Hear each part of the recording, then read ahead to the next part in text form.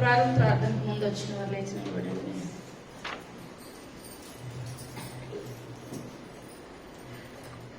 చప్పట్లు కొడదాం.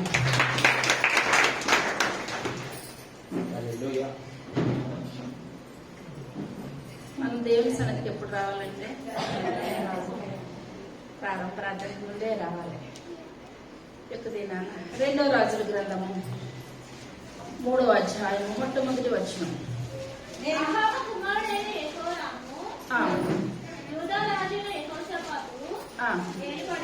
ఏలుబడిలో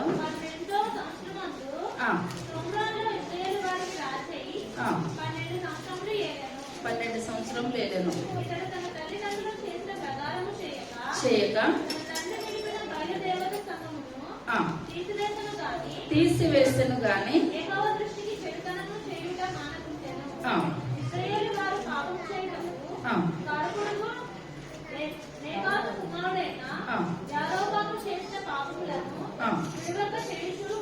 చాలు చిన్న ప్రార్థన చేసుకుందాం.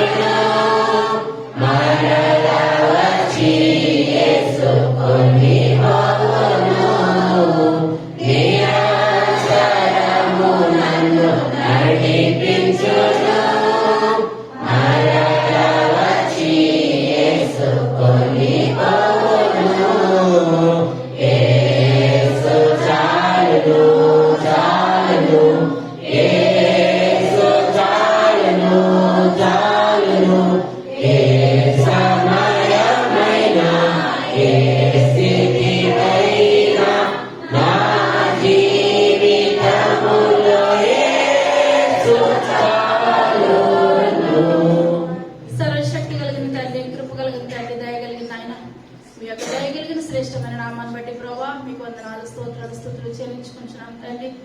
అయ్యా ఈ యొక్క విశ్రాంతి దినంలో ప్రభా మేమందరం మీ యొక్క సన్నిధిలో ఉండి బాబు అయ్యా మీ యొక్క మాటలు వింటుండగా నాయన దీవించండి, నాయన ఆశీర్వదించండి తండ్రి. అయ్యా నన్ను మరుగుపరచండి నాయన, మీరుండండి ప్రభా, మీరు మాట్లాడమని అడుగుచున్నాను తండ్రి. ఏ బిడ్డకి ఏ ఆహారం కావాలో ప్రభా నాయన మీరు సరి చేయమని అడుగుచున్నాను నాయన. అయ్యా ఈ యొక్క లోకంలో మేము వాక్యం ద్వారా ప్రార్థన ద్వారా మా జీవితాలు సరి చేసుకోవాలి నాయన, మా బ్రతుకులు సరి చేసుకోవాలి తండ్రి. పైన అగ్ని ఆరదు, పురుగు చావదు ప్రభా, పటపట పండ్లు కొరుకుంటారు తండ్రి. అటువంటి స్థితి నుంచి నాయన మేము విడుదల పొందాలంటే నాయన ఇదే అనుకూల సమయం, ఇదే రక్షణ దినము ప్రభా. అయ్యా మేము నాయన బాబు మీ యొక్క రక్తంలో కడగబడగలిగే శక్తిని మా అందరికీ దయచేయండి తండ్రి. మీ యొక్క 2వ రాకడికి ఎత్తబడే గుంపులో ప్రభా మేము ఉండగలిగే గొప్ప కృపను దయచేయండి. అయ్యా బుద్ధి గల కన్యకల వలే ప్రభా నేను నాయన మా జీవితంలో నూనెని సిద్ధపరచుకుని కృపను దయచేయండి. ప్రార్థన జీవితాన్ని మాకు దయచేయమని అడుగుచున్నాం తండ్రి. అబ్రహాం కుడిపార్శాన్ని ప్రభా నాయన మా సంఘం అంతా కూర్చోగలిగే గొప్ప కృపను ధన్యతను మా అందరికీ దయచేయమని త్వరగా రాబోచిన యేసయ్య నామం పేరు పెట్టుకొచ్చున్నాము తండ్రి. ఆమేన్. హల్లెలూయా. చదువుకున్నాం.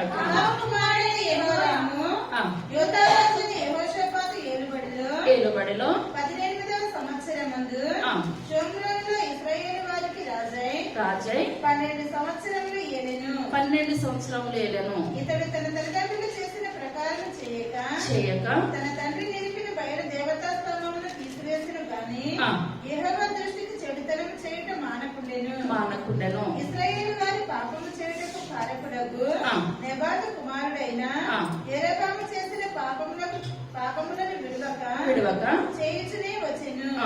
మోయాబు రాజైన మేషా అనేకమైన మందలు గలవాడై 1,00,000 గొర్రెలను బొచ్చుగల 1,00,000 పొట్టేళ్ల గొర్రెలను ఇశ్రాయేలు రాజులకు పన్నుగా ఇచ్చుచుండేవాడు. చాలండి. మనం ఎవరి గురించి చెప్పుకుంటున్నామంటే యెహోరాము గురించి చెప్పుకుంటున్నామండి. ఇప్పుడు ఇతని తల్లిదండ్రులు ఎవరు రాయబడింది? అహాబు, యెజబెలు. ఇద్దరు మంచి వాళ్ళేనా?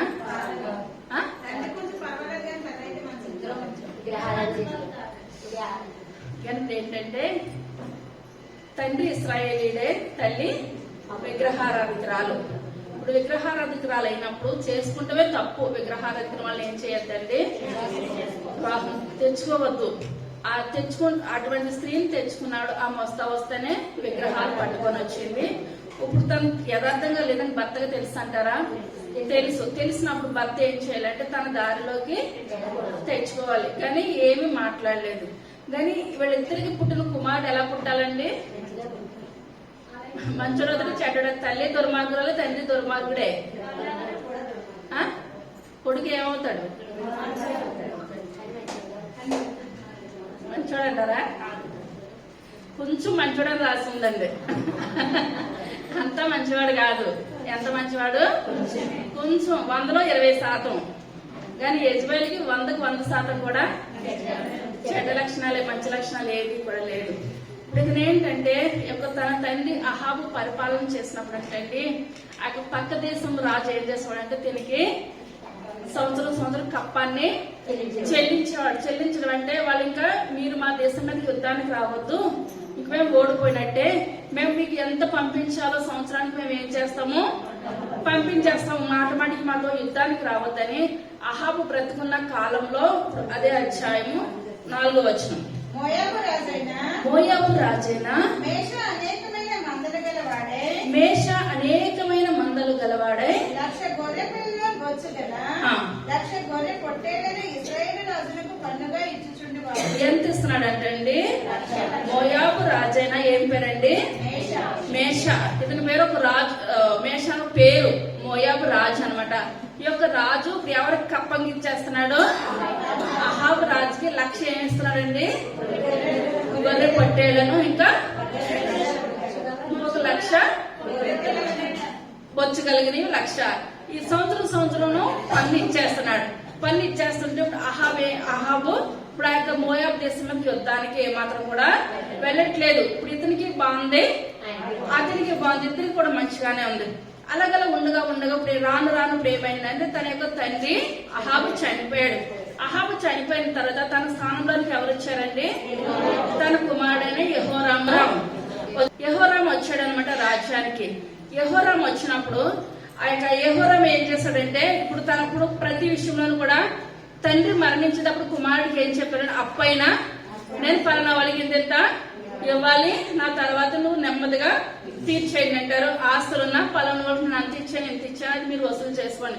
అప్పైనా అప్పగిస్తారు, పిల్లలకి ఆస్తి అయినా అప్పగిస్తారు. ఇప్పుడు తన తండ్రి చనిపోతా తన యొక్క కుమారుడికి చెప్పాడు అనమాట, పలానా దేశం నుంచి మనకు నెల ఎంతో కప్పం వచ్చేస్తుంది, ఆ దేశం మీదకి మీరు ఏమాత్రం కూడా యుద్ధానికి వెళ్ళొద్దు, ఈ రకంగా నేనున్నదప్పుడు ఇలా ఎన్నో సంవత్సరాల నుంచి కొనసాగుతూ ఉంటుంది, నువ్వు కూడా ఆ ప్రకారంగా చెయ్యి అని చెప్పి తన యొక్క తండ్రి చనిపోయాడు. తండ్రి చనిపోయినప్పుడు తన కుమారుడు ఏం చేస్తున్నాడంటే ఏదన్నా పెడతారంటే ఆశ, కొడతారంటే భయము. ఇప్పుడు సంవత్సరం ఉట్టినే మనకి ఇంత వచ్చేస్తుంది అన్నదప్పుడు ఆశ కలిగింది. ఎవరికండి? యెహోరాముకి కుమారుడికి ఆశ కలిగింది. కానీ ఇప్పుడు ఇతను మేష అన్న ఒక రాజు ఇప్పుడు ఏం చేస్తున్నాడంటే కప్పాన్ని చెల్లించట్లేదు. చెల్లించకపోయేసరికి ఇప్పుడు ఎవరికి బాధ కలిగిందండి? యెహోరాముకు బాధ కలిగిన తర్వాత మరణమైన తరువాత తిరుగుబాటు చేయగా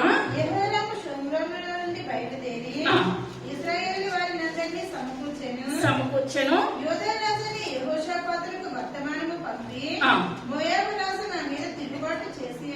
తిరుగుబాటు చేసి ఉన్నాడు. నీవు వచ్చి నాతో కూడా మోయాబీలతో యుద్ధము చేసేదవా అని అడుగగా అతను నేను నీ వాడనై ఉన్నాను, నా జనులు నీ జనులే, నా గుర్రములు నీ గుర్రములే, నేను బయలుదేరి వచ్చేదని ప్రత్యుత్తరం ఇచ్చాను. చాలా.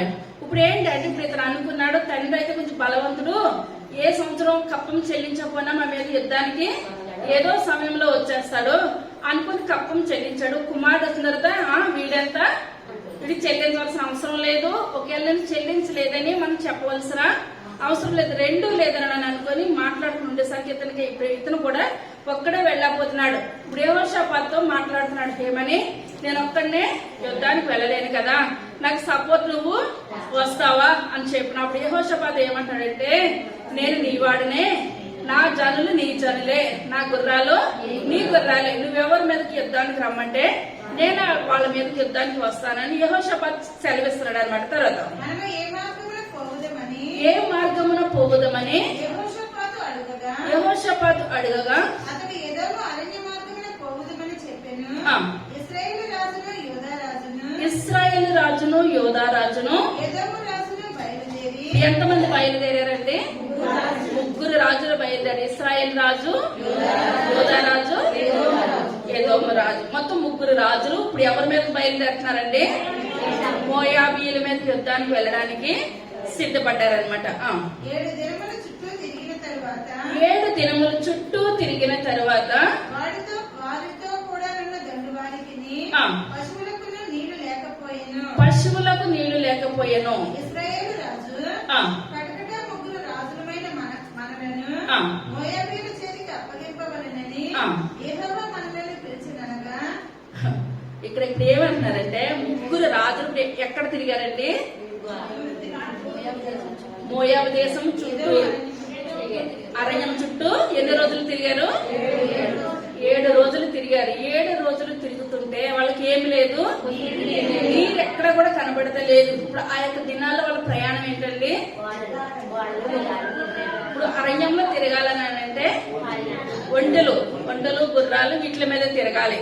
ఆ యొక్క వేరే ప్రాంతానికి వెళ్ళాలంటే ఆ యొక్క పడవ ప్రయాణాలు, ఓడ ప్రయాణాలు చేస్తూ ఉంటారు. వీళ్ళు అరణ్యంలో తిరుగుతున్నారు కాబట్టి దేని మీద ప్రయాణం చేయాలి? ఒంటెల మీద ప్రయాణం చేయాలి, గుర్రాల మీద ప్రయాణం చేయాలి. ఇప్పుడు వీళ్ళు ప్రయాణం చేసి ఎటు తిరిగినా సరే వాళ్ళకి ఏం కనబడతలేదంటే అండి, నీరు ఎక్కడ కనబడతలేదు. ఇప్పుడు ఆ యొక్క జంతువులు తాగడానికి లేదు, వీళ్ళు తాగడానికి లేదు. 1 రోజు కాదు, 2 రోజులు కాదు, ఎన్ని రోజులు తిరిగారు? 7 రోజులు తిరిగారు. 7 రోజులు తిరిగినప్పుడు కూడా వాళ్ళకి ఏం కలగట్లేదంటే నీరు ఎక్కడ కలగట్లేదు. 7 రోజులు మంచి లేకుండా తిరగాలంటే ఆశామాషాయని పని అంటారా? ఎంత మాత్రమును కూడా కానే కాదు. వీళ్ళు భయపడిపోతూ ఉంటుంటే అందులో ఒక రాజు ఇప్పుడు ఏమంటున్నాడంటే, ఇప్పుడు మనకు మంచి జరిగినప్పుడు దేవుడు మనం ఏం చేయము, స్తుతించం. మనకు అన్ని బాగున్నాయి అనుకోండి, ఆదివారం దేవుని మందిరానికి వచ్చి అంత సమయం కూడా మనకు ఉండదు. అదే మనకు కష్టం వచ్చిందంటే దేవుడు ఎలాగ పడుకోడు అనుకోండి. ఇశ్రాయేలు కాపాడువాడు, పుష్కడు, నిద్రపోడు. కానీ మనకి 1 గంటకు మెలకు వస్తే 1 గంటకి, 2 గంటలకు మెలకు వస్తే 2 గంటకి. ఎప్పుడు మన ప్రార్థన ఆలకించడానికి దేవుడు సిద్ధంగా ఉండాలి. కానీ మనకు అన్ని బాగుంటే మనం ఎవరిని మర్చిపోతామండి?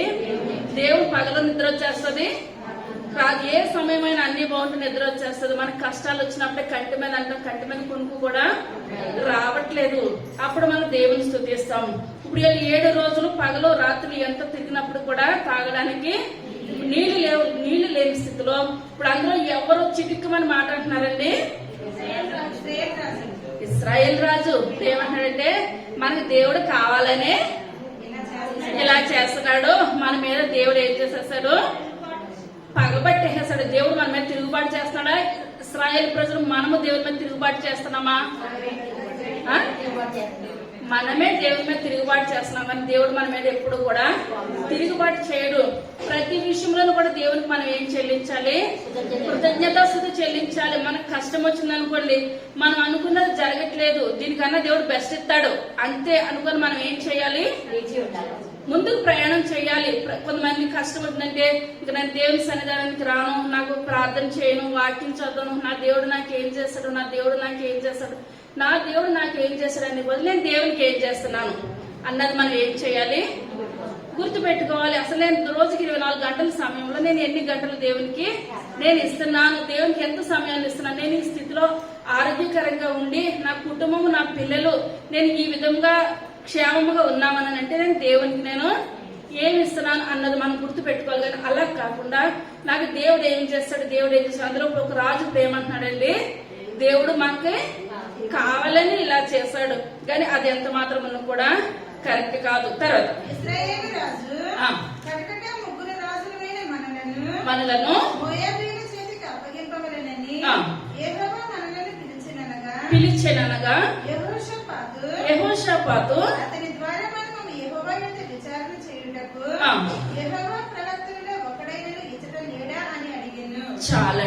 ఇప్పుడు ఏ విషయంలోనూ కూడా ఇప్పుడు దావీదు అక్కడ దేవునికి నచ్చిన విషయంలో ఏంటంటే యుద్ధానికి వెళ్ళినప్పుడు ఏంటి ప్రతి విషయంలోనూ కూడా దేవునికి ఏం చేస్తాడంటే కృతజ్ఞతాస్తుతులు చెల్లించేవాడు. ప్రతి విషయంలోనూ కూడా నిమిషం కూడా ఆ 7 మార్లు ఏం చేస్తాడంటే దేవుణ్ణి స్తుతించేవాడు, 3 సార్లు ప్రార్థన చేసేవాడు. మనకు అన్ని ఒక్క ప్రార్థనలోనే మనం భోజనం చేస్తున్నాము, అయితే కూర చారు పెరుగు అన్ని కలిపి తినేస్తామా? ముందు కూర అన్నం తిన్నాక పెరుగన్నం తింటామా? కొంచెం కూర అన్నం తిన్నాక లాస్ట్ లో కొంచెం పెరుగన్నం వేసుకొని తింటాం.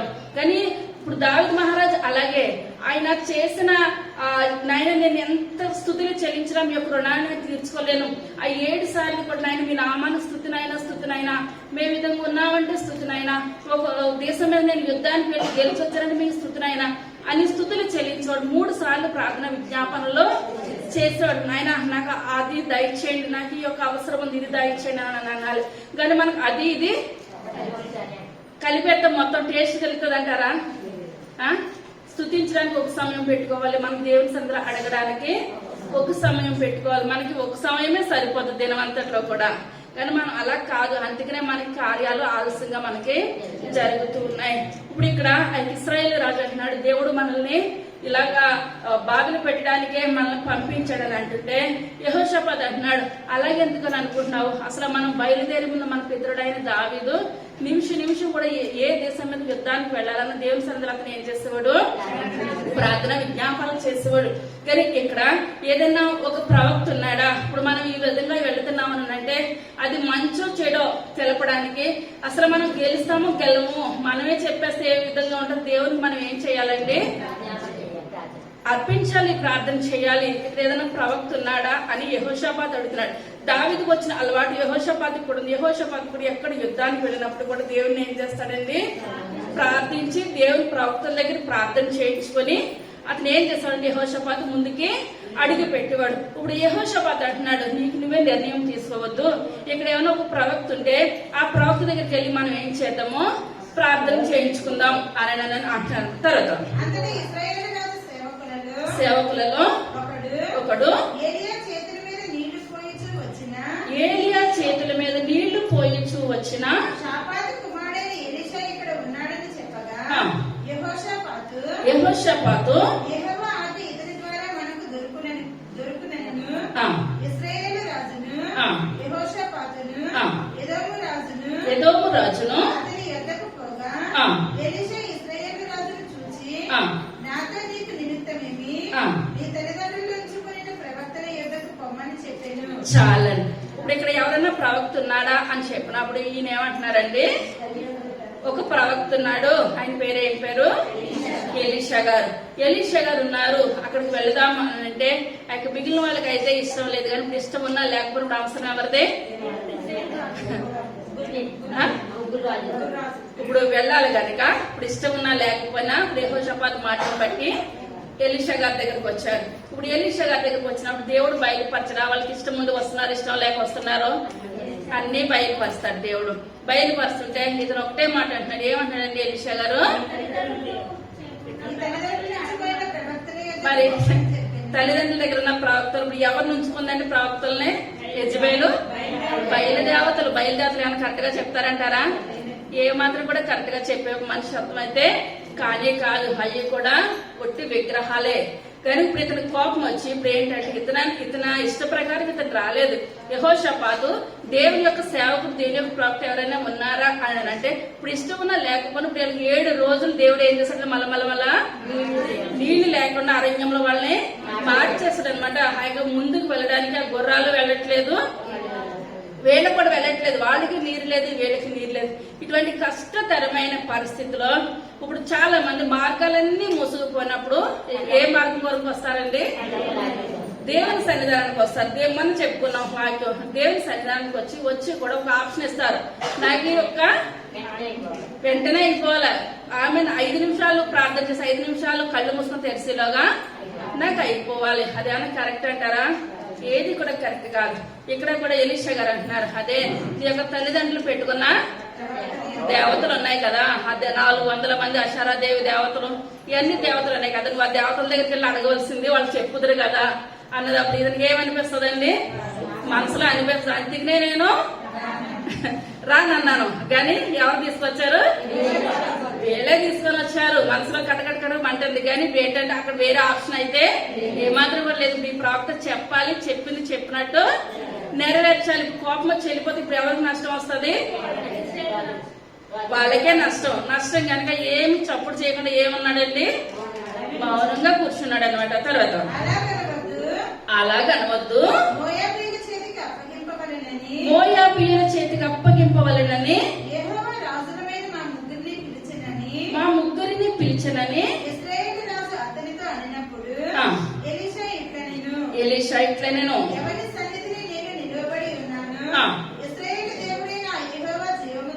యెహోవా జీవము తోడు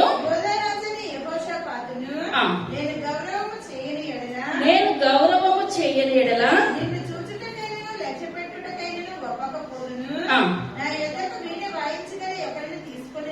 తీసుకుని రమ్ము.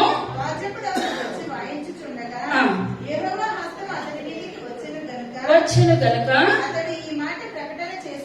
చాలండి. ఇప్పుడు దేవుడు రకరకాల తలాంతులు ఇస్తా ఉంటాడు. అర్థమవుతుందంటారా?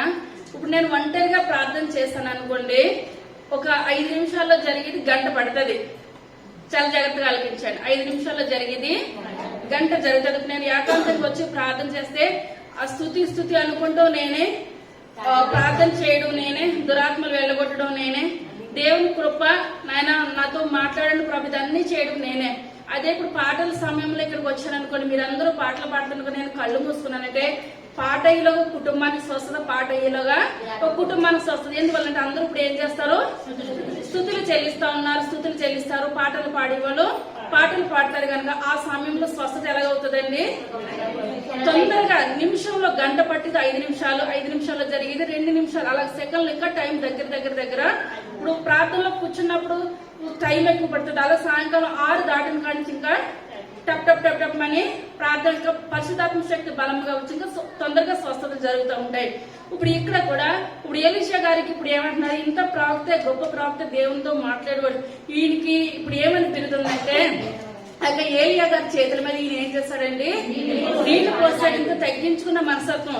ఎలీషా గారు చాలా ధనవంతుడు. ఇతనికి ఎన్ని ఎడ్లు ఉన్నాయండి? 12 అరకల ఎడ్లు. ఆ లాస్ట్ అరక దున్నుతున్నాడు అనమాట ఈయన. అంటే అవన్నీ కూడా ఈయనయే ఏకైక కుమారుడు. కానీ తన ఆస్తి సంపదనంతా విడిచిపెట్టేసేసి ఆ ఏలియా గారికి దుప్పడు పడిన వెంటనే ఏం చేస్తారండి? వెంబడించేస్తాడనమాట. తల్లిదండ్రులు ముద్దు పెట్టుకుని వచ్చేసేస్తే ఒక పనివాడి లాగా ఏలియా గారికి ఆయన చేతుల మీద ఆయన ఏం చేస్తున్నాడు? నీళ్లు పోస్తున్నాడు. ఇంత తగ్గించుకున్నాడు కనుక ప్రతి విషయంలో కూడా దేవుడు చూస్తూ ఉన్నాడు. ఇప్పుడు ఇక్కడ ఏమని రాయబడిందంటే గొప్ప ప్రవక్త ఉన్నాడు. ఆయన ఎవరి చేతులకు నీళ్లు పోస్తాడండి? ఏలియా గారి చేతుల మీద నీళ్లు పోస్తాడు. అటువంటి ఒక ప్రవక్త ఇక్కడ ఉన్నాడు, మన ప్రాంతంలో ఉన్నాడు. ఆయన దగ్గరికి మనం వెళ్దామని చెప్పినప్పుడు అది ఎన్ని అనుకున్నా ఇప్పుడు ఒకటే ఒక మాట అన్నాడు. ఈయన ఏమన్నారనంటే ఇప్పుడు నేను మీకు ప్రార్థన చేయాలన్నా, నేను ఏదైనా ఒక దర్శనం చెప్పాలన్నా నా దగ్గరికి ఎవరు తేవాలి? వీణ వాయించే వాళ్ళు రావాలి. ఇప్పుడు ఆ యొక్క దావీదు కూడా ఆ యొక్క సౌలు దగ్గర దురాత్మ పట్టినప్పుడు ఎవరు వచ్చేవారండి? సౌలు మీద దురాత్మ పడినప్పుడు ఆ యొక్క దావీదు వచ్చి ఆ యొక్క వేణు వాయించినప్పుడు దురాత్మ ఏమైపోయింది? పారిపోయేది. అదే ఇప్పుడు సౌలు ఎంత వేణ వాయించుకున్నా ఏది చేసినా వెళ్ళేదంటారా? వెళ్ళేది కాదనమాట. అదే కీర్తనల గ్రంథము 150 కీర్తన 1వ వచనం. యెహోవాను స్తుతించుడి, ఆయన పరిశుద్ధాలయమునందు దేవుని స్తుతించుడి. ఆయన బలమును ప్రసిద్ధి చేయు ఆకాశ విశాలమందు ఆయనను స్తుతించుడి. ఆయన పరాక్రమ కార్యములను బట్టి ఆయనను స్తుతించుడి. ఆయన మహా ప్రభావమును బట్టి ఆయనను స్తుతించుడి. గోరధ్వనితో ఆయనను స్తుతించుడి. స్వరమండలముతోను సితారతోను ఆయనను స్తుతించుడి. తంబురతోను సాక్ష్యముతోను ఆయనను స్తుతించుడి. తంతి వాద్యములతోను పిల్లల గురులతోను ఆయనను స్తుతించుడి. రోగ తాళములతో ఆయనను స్తుతించుడి. గంభీర ధ్వనిగల తాళములతో ఆయనను స్తుతించుడి. సకల ప్రాణులు యెహోవాను స్తుతించుదురు గాక. చాలండి. ఇప్పుడు దావీదు భక్తుడు ఇటువంటి తంతి వాయిద్యములతోటేంటి, వీణలతోటేంటి ప్రతి ఒక వాయిద్యంతో కూడా దేవుని ఆయన ఏం చేస్తాడంటే అండి స్తుతించాడు. అడుగులు ఆయన గొర్రెలు కాల్సినప్పటికీ కూడా ఆయన పాటలు పాడుకుంటూ ఆయన స్తుతించుకుంటూ ఆయన నోరిపితే దాడు నోటంలో స్తుతి తప్ప వేరేది ఏది కూడా వచ్చేది కాదనమాట. ఒక్కొక్కసారి ఆయన స్తుతుల మూలంగా దేవుడు మనకి ఏం చేస్తాడంటే విడుదల దయచేస్తాడు అనమాట. ఇప్పుడు ఏంటి వల్ల అంటే ఇప్పుడు ఇక్కడ కూడా ఎలీషా గారి పాట అవసరం అంటారా? గొప్ప విడుదల పాట వలన గొప్ప విడుదల. కానీ యొక్క దినాల్లో మ్యూజిక్ అంటే స్టేజ్ల మీద భయంకరమైన గంతులు వేసేస్తున్నారు. దేవుడు అల్లరికి ఏమాత్రం కూడా అంత కాదు, ఎంతలో పాడాలో అంతలోనే తప్పించి ఆయన దేవుని నామాన్ని కూడా వ్యర్థంగా ఉచ్చరించకూడదు. ఎలా ఉచ్చరించాలో ఆ విధంగానే ఉచ్చరించాలి. కానీ గంతులు, డాన్సులు, తాళాలు ఇలా కాదు. నెమ్మదిగా దేవుని నామాన్ని మనం ఏం చేయాలండి స్తుతించాలి, ఆరాధించాలి. అల్లరికి ఆయన ఏమాత్రం కూడా కర్త కాదు, ఆయన సమాధానానికే కర్త. ఇప్పుడు ఇక్కడ ఎవరిని తీసుకొని వచ్చారండి? వీణ వాయించగల ఒక వ్యక్తిని పట్టుకొని వచ్చారనమాట. ఒక రాజులను ముగ్గురు కూర్చున్నారు. వేణు వాయించగలిగిన వ్యక్తి వచ్చాడు. ఎలీషా గారు ఇక్కడ ఏం చేస్తున్నారంటే ప్రార్థన చేస్తున్నారు. తర్వాత యెహోవా సెలవిచ్చినదేమనగా ఈ లోయలో చాలా గోతులు త్రవ్వించుడి. యెహోవా సెలవిచ్చినదేమనగా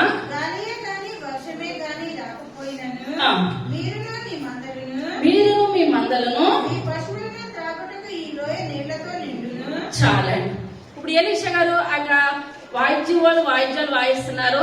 వాయించుడి ప్రార్థన చేసిన తర్వాత ఆ యొక్క దర్శనం యొక్క వివరం చెప్తున్నారు అనమాట. దేవుడు ఏ విధంగా చూపించాడంటే ఎలీషా గారికి, మీరు ఇప్పుడు ఇక్కడ ఈ యొక్క ఏరియా అంతా కూడా మీరు ఏం చేయాలి? గోతులు తవ్వించేయండి. పెద్ద పెద్ద గోతులు. ఏ గోతు తవ్విందో ఆ గోతులు అంటే ఏమొచ్చేస్తాయి? నీరు వచ్చేస్తాయి అని చెప్పినప్పుడు అసలు అప్పుడు గోతులు తవ్వడానికి నీరు రావడానికి అక్కడ ఏమన్నా నీరున్న ప్రదేశం అయితే అసలు ఎక్కడ ఒక గొయ్యి కానీ ఒక చెరువులు గాని ఏది కూడా లేవు. అక్కడ అంతా రాతి ప్రదేశం రాళ్లతో నిండిపోయింది అనమాట. వీళ్ళు ఒక రోజు తిరిగారు, 2 రోజులు తిరిగారు. ఎన్ని రోజులు తిరిగారు? 7 రోజులు తిరిగారు. 7 రోజులు తిరిగినప్పుడు కూడా వాళ్ళకి తాగడానికి నీళ్లు కానీ అసలు మనుషులు తాగడానికి లేదు. పశువులు తాగడానికి ఏమొస్తాయంటారు? ఇటువంటి ఆ క్లిష్టతరమైన పరిస్థితిలో ఇప్పుడు ఎలీషా గారు ఇదంతా కూడా మీరు గోతులు తవ్వించేయండి అని అంటే మామూలు విషయం అంటారా? అసలు ఇప్పుడు ఈ రాజుకి ఏమనిపిస్తుంది? అందుకనే నేను వెళ్ళొద్దన్నా కానీ యెహోషాపాతు ఏం చేశాడు? పోయి పట్టుకొచ్చి ఎలీషా గారి దగ్గర పట్టుకొని వచ్చి ఈయన ఒక్క మాట కూడా మనకు సరిగ్గా ఏమాత్రం కూడా మాట్లాడతలేదు. ఇప్పుడు ఏంటంటే మనం ఎక్కువ అప్పుల్లో మునిగిపోయిన వాళ్ళని, ఎక్కువ కష్టాల్లో ఉన్న వాళ్ళని దేవుని సన్నిధానం దగ్గరికి వస్తే అమ్మకు తెల్లారి పెద్ద మూట ఆకాశం నుంచి పడిపోతుందంటే ఏమనిపిస్తారా? అమ్మాయికి ఆకాశం అంతా చూస్తూ ఉంటారు అనమాట. ఇలాంటి చెప్పే మనుషులు కూడా ఉన్నారు. కానీ దేవుడు ఆకాశం మీద నుంచి ఎక్కడి నుంచి పంపించేయడు. ఒక వ్యక్తి ద్వారా మనకి ఏం చేస్తారండి? సహాయం చేస్తాడనమాట. అలాగే ఏంటంటే మనకి సమయం, దేనికైనా సమయం ప్రార్థన చేసినట్టు మూటలు పడిపోతే ఇది మనం మనుషులమే కాదు, మనమే దేవుళ్ళు అంటాం అనమాట. కానీ ఇక్కడ ఈయన అలాగ అనట్లేదు. ఇప్పుడు ఏంటంటే మీరు ఎన్ని గోతులు తవ్వించేస్తారో మీరు అన్ని గోతులు కూడా త్రవ్వించేయండి. ఆ త్రవ్వించిన గొయ్యల్లో కూడా ఎలా నిండిపోతుంది? నీళ్లతో నిండిపోతుంది. అటువంటి ప్రదేశం అయితే, తవ్విన గొయ్యల్లో నీళ్లతో నిండిన ప్రదేశం అయితే ఇప్పుడు 7 రోజులు తిరగవసరం లేదు. ఎక్కడ పడితే అక్కడ ఏముంటాయండి? నీళ్లు ఉంటాయి, గోతులు ఉంటాయి అనమాట. కానీ నమ్మినా నమ్మకపోయినా ఇప్పుడు పక్కన యెహోషాపాతు గారు ఉన్నారు. ఇప్పుడు ఆయన దైవజనుడు ఏది చెప్పితే అది చెయ్యాలంటారు. దైవజనుడు ఏది చెప్పితే అది చెయ్యాలంటారు. తర్వాత అల్పమే చాలండి. ఇప్పుడు ఆయన డౌట్ పడుతున్నారు అనమాట. ఇప్పుడు ఏంటంటే ఏది లేని పరిస్థితులకి గోతులు తవ్వితే నీరు వస్తుందా అని అంటే ఎలీషా గారు అంటున్నారు ఇది దేవుని దృష్టి ఎటువంటిది అంటే అల్పమే, చిన్నదే. తవ్వడానికి మీ చేతుల్లో మీరు తవ్వాలి అంతవరకే. కానీ తవ్విన ప్రతి గొయ్య కూడా ఏమైపోతుంది? నీళ్లతో నింపబడిపోతుంది. తర్వాత మీరు ప్రాకారములు గల ప్రతి పట్టణమును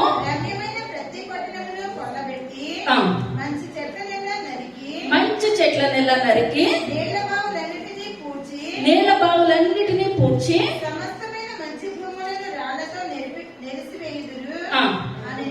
అనెను. మళ్ళా చదవండి.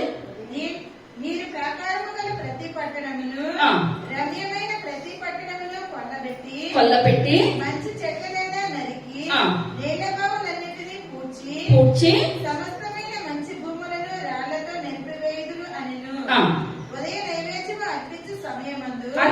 సమయమందు నీళ్ళు ఎదము మార్గమున రాక.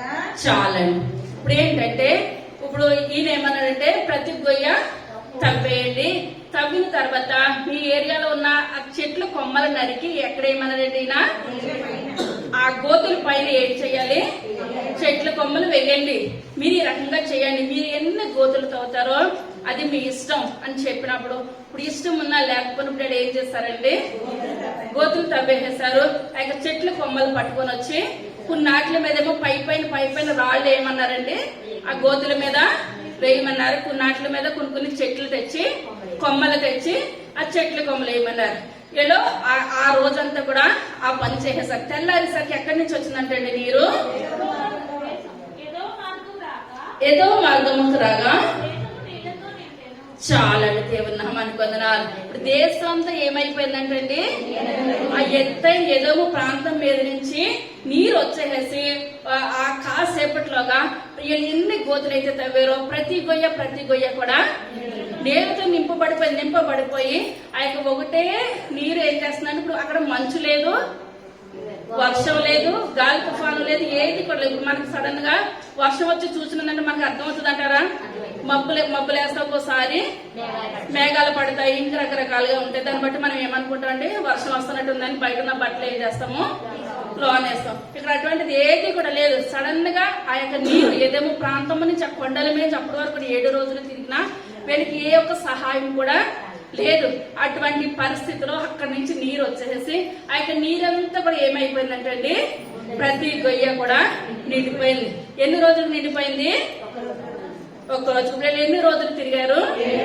7 రోజులు తిరిగారు. అదే యెహోషువ గ్రంథము 6వ అధ్యాయము 12వ వచనం. లేవగా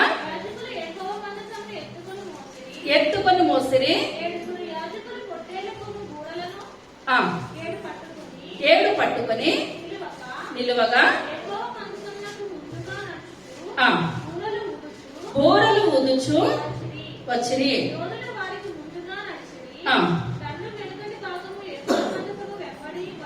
వచ్చెను. యాజకులు వెళ్ళుచు బూరలు ఊదుచు వచ్చిరి. తిరిగి వచ్చిరి చేర్చు వచ్చిరి. చీకటితోనే లేచి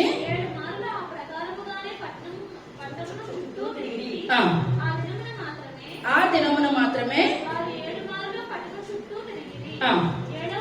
7వ మారు యాజకులు బూరెలు కుదగా కేకలు వేయుడి.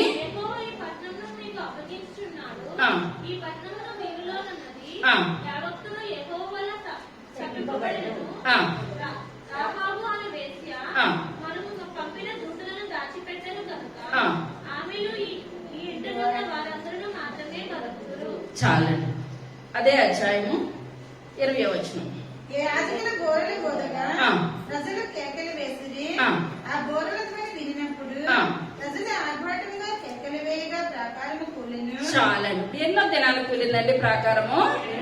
7వ దినాన 6 దినాలు కూడా వీళ్ళు ప్రయాసపడ్డారు కానీ ఏ మాత్రం కూడా ప్రయోజనము ఎంత మాత్రమును కూడా లేదు. వీళ్ళు అనుకుంటున్నారు వీళ్ళు కూడా ఇశ్రాయేలు ప్రజలు యెహోషువ చెప్తున్నాడు కానీ ఇదే మాత్రం కూడా సాధ్యమై పని అయితే ఏది కూడా కాదు.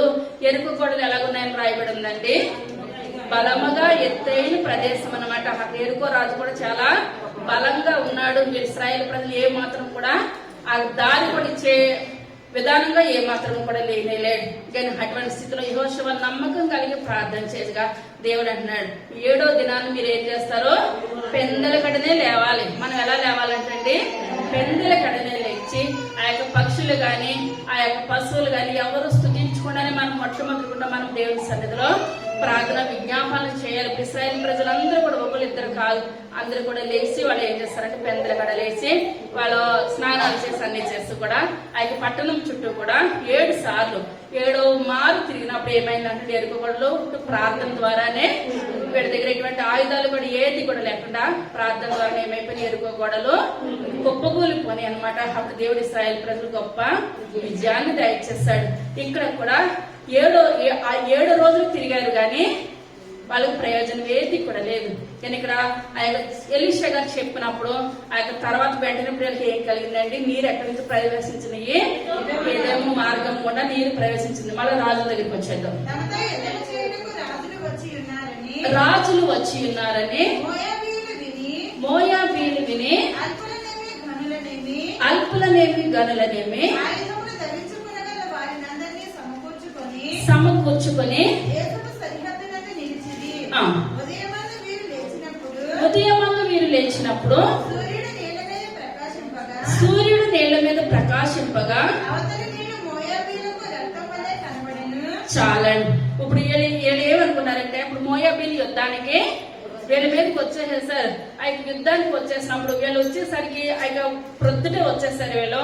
వీళ్ళు వచ్చేలోగానే దేవుడు గొప్ప కార్యం అక్కడ జరిగించాడు. గోతులు తీసేసాడు, పైన ఆ చెట్ల కింద వేసేసారు, ఒక్కొక్క దాని మీద ఏమో రాళ్ళు గొట్ల కింద వేసేసినప్పుడు వీళ్ళు ప్రొద్దుటే వీళ్ళకి చెప్ప పెట్టకుండా వీళ్ళు యుద్ధానికి వచ్చేసి సడన్ గా ఇశ్రాయేల్ మీద యుద్ధం చేయాలనుకొని వచ్చేసరికి ఆ ఎదోమీయులు చూస్తుండగా అక్కడ గోతులు ఉన్నాయి. ఆ గోతుల్లో ఆ నీరు వీళ్ళకి ఎలా కనపడుతుందని సూర్యుడు ఉదయించేసరికి రక్తంగా కనబడిపోతుంది అనమాట.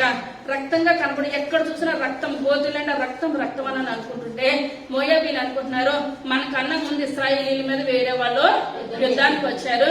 ఇప్పుడు వాళ్ళ ఒక్కొక్కరు ఇంతమంది ఇదైపోయినట్టున్నారు. వాళ్ళ రక్తం ఎలాగుంది? ఏరిలై పారేస్తుంది. ఈ యొక్క ప్రాంతం అంతా కూడా ఏరిలై పారేస్తుంది. ఇంత భయంకరంగా యుద్ధం జరిగింది. ఆ యొక్క దినాల్లో ఇప్పుడు ఏంటంటే ఆ యొక్క యుద్ధం జరిగి కొంతమంది కుప్పకూలిపోతే ఆ యొక్క వాళ్ళ శరీరం మీద బంగారం ఒలుచుకోవడానికి కొంతమంది ఆ దినానికి ఈ దినానికి మొన్నే కదా బస్సు బెంగళూరు వెళ్ళి బస్సు ఏమైందండి? కాలిపోయింది. కింద నుంచి బైక్ కూడా వచ్చేసి అక్కడ పెట్టినప్పుడు కాలిపోతే ఉదయం అందరూ వెళ్ళి ఆ బూడిదలో బంగారం ఉందేమో అని నిదుకుంటున్నారంటే అది చూపిస్తే ఆశ్చర్యం అని అనిపించింది.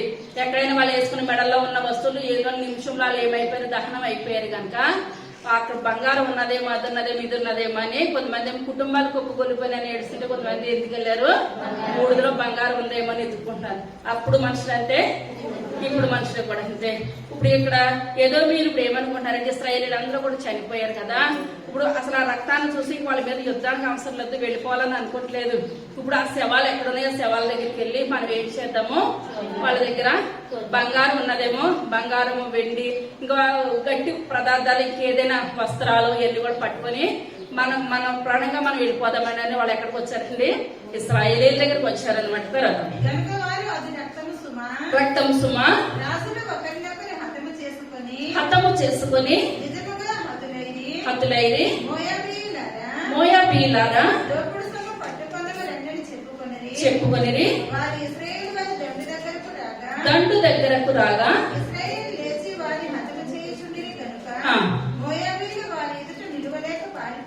నిలువలేక పారిపోయేరి.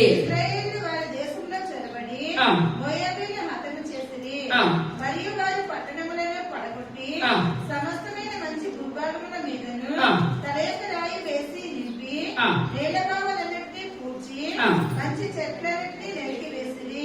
చాలండి. ఇప్పుడు ఇక్కడ దేవుడు ఏం చేస్తున్నారంటే గొప్ప విజయాన్ని ఇశ్రాయేల్ ప్రజలకు దయచేస్తాడు. ఇక్కడ మామూలుగా వచ్చేస్తున్నారు, ఇంకా అందరూ చనిపోయారు కదా, ఇప్పుడు యుద్ధానికి అన్నట్టు రావట్లేదు.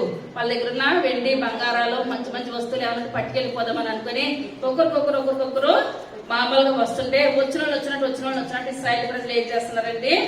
ఒకరినొకరిని చంపేస్తున్నారు. అమ్మో ఇలా చచ్చిపోతున్నారు అనుకోని ఇప్పుడు మోయాబీలు ఏం చేస్తారు?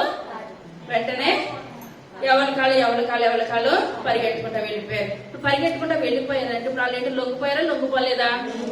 ఇశ్రాయేల్ ప్రజలకి లొంగిపోయారు. ఎప్పుడైతే లొంగిపోయారో అక్కడున్న ప్రదేశం అంతా, భూభాగం అంతా కూడా ఎవరు పంచుకున్నారండి? ఇశ్రాయేల్ ప్రజలు పంచుకున్నారు. ఇప్పుడు ఈ కార్యం ఎవరి ద్వారా జరిగించాడు? దేవుడు ఎలీషా గారి ద్వారా జరిగించాడు. ఇప్పుడు నమ్మకం వచ్చిందంటారా? ఎవరికి? యెహోరాముకి. కానీ యెహోరాముకి రావడం ఇష్టం లేదు. ఎలీషా గారు ఏది చెప్తే చెప్తే అది నమ్మడానికి ఇష్టం లేదు, ఏది కూడా ఇష్టం లేదు.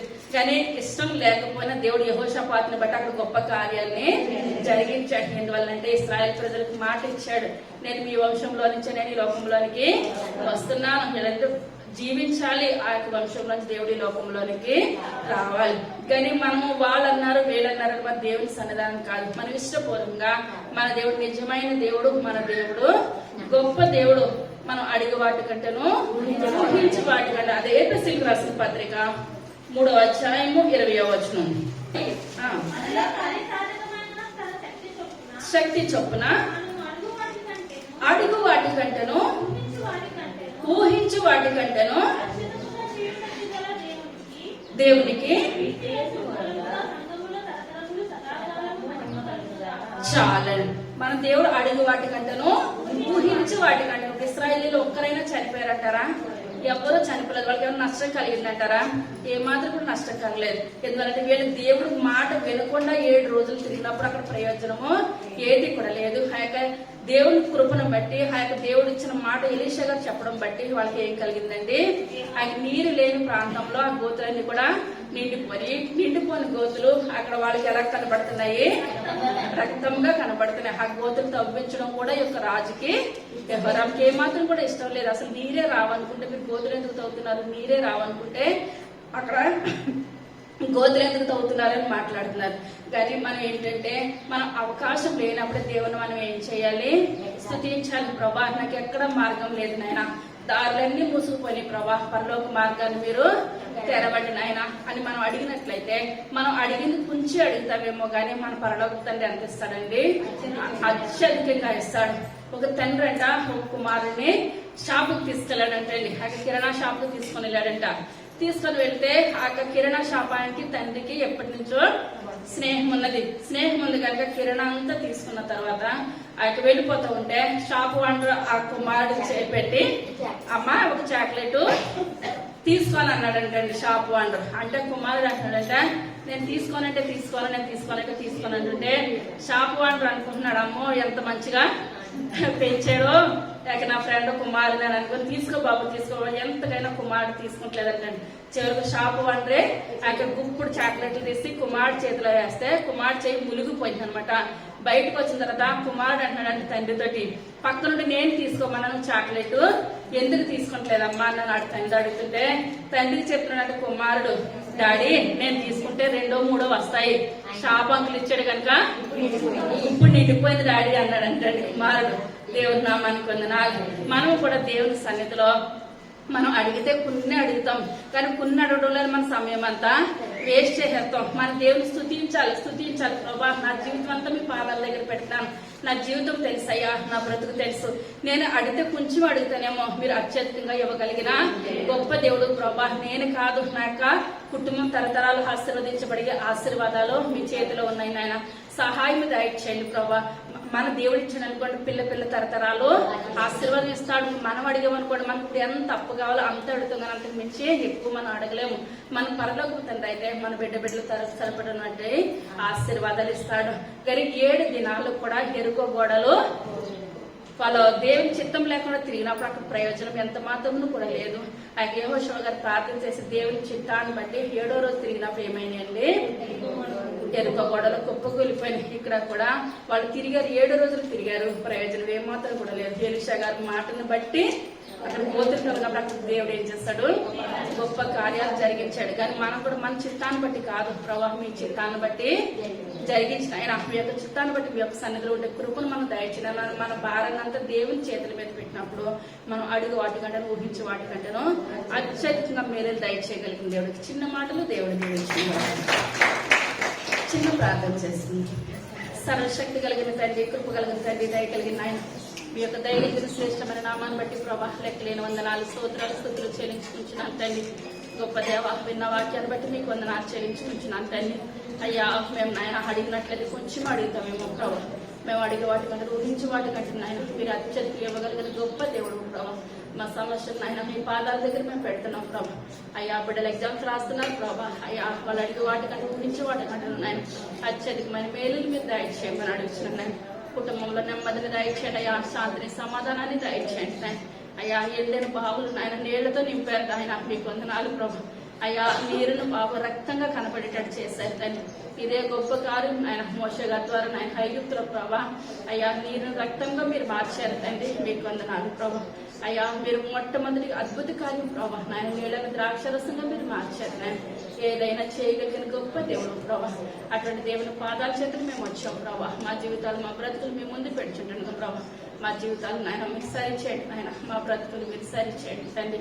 అయ్యా మా సంఘం ప్రభా మేము రెండవ రాత్రి నాయన ఎక్కడి గుంపులు ఉండే గొప్ప కృపను ధన్యతను దయచేయమని త్వరగా రాబోచుని ఏ సై నమ్మకం వేడుకొచ్చున్నాము తండ్రి.